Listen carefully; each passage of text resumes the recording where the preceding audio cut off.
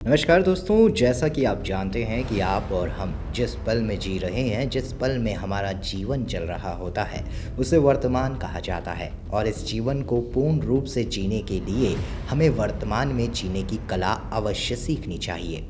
पर इस कला को सीखने से पहले इसे समझना बेहद ज़रूरी है। तो चलिए आज हम अर्था चैनल के माध्यम से जानते हैं कि वर्तमान क्षण क्या है और वर्तमान क्षण में जीने की कला हम कैसे सीख सकते हैं। वर्तमान क्षण जो भूत और भविष्य के बीच स्थित होता है, जो कि प्रत्युत्पन्न क्षण है, जो कि अभी अभी उत्पन्न हुआ है। यही तो हमारे काम का है। जो क्षण बीत गए उनको हम याद भले ही कर लें, पर उनमें हम जी नहीं सकते। जो क्षण अभी आया ही नहीं, उनकी हम कल्पना या कामना भले कर लें, लेकिन उनमें भी हम जी नहीं सकते। हमारे जीने के लिए तो यही क्षण है जो अभी अभी उत्पन्न हुआ है, तो ही सही मायने में जीते हैं। अन्यथा तो केवल मात्र जीने का बहाना करते हैं, बल्कि कहा जाए तो जीते ही नहीं, क्योंकि हम भूत और भविष्य में निरर्थक ही अटके रहते हैं। पर दोस्तों, ये जान लें कि वर्तमान क्षण ही तो यथार्थ है और यथार्थ में जीना ही तो सही जीना है। ये सच है कि प्रत्युत्पन्न क्षण यानी अभी अभी उत्पन्न हुआ क्षण ज़रा देर के लिए भी टिकता नहीं। वह कितनी तेज़ी के साथ अतीत में विलीन होने के लिए भागा चला जा रहा होता है, लेकिन इससे हमें निराश नहीं होना है। प्रत्येक वर्तमान क्षण जिस शीघ्रता के साथ भूतकाल की ओर भाग रहा है, उसी शीघ्रता के साथ आने वाला अगला क्षण उसका स्थान भी तो ले रहा है। इस प्रकार वर्तमान क्षण के अस्तित्व का कर्म निरंतर बना रहता है।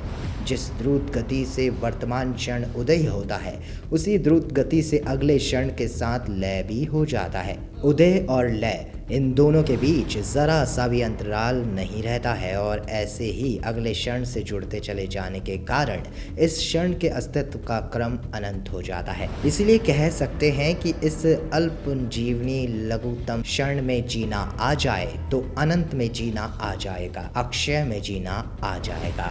इस नन्हे से क्षण में जीने की कला हासिल करने के लिए ही ध्यान साधना आवश्यक है, जिसमें कि हम इस क्षण उत्पन्न होने वाली स्थिति को बिना भूत और भविष्य के साथ जुड़े हुए हैं, उसे यथार्थ स्वरूप में देख सकने का अभ्यास करते हैं। ध्यान साधना का हमारा यह अभ्यास अभी प्रारंभिक ही होगा, जिसमें हम वर्तमान की सीमा को लघुतम बनाने का प्रयास कर सकते हैं। जैसे जैसे यह परिधि संकुचित होती जाएगी, वैसे वैसे निकटतम अतीत और निकटतम भविष्य के साथ भी हमारे संबंध विच्छेद होते चले जाएंगे।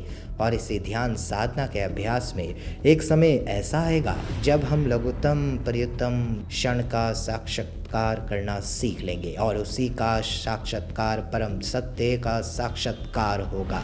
तभी हम सही मायने में वर्तमान के सुख का अनुभव कर पाएंगे और वर्तमान में जीने की अद्भुत कला को सीख पाएंगे।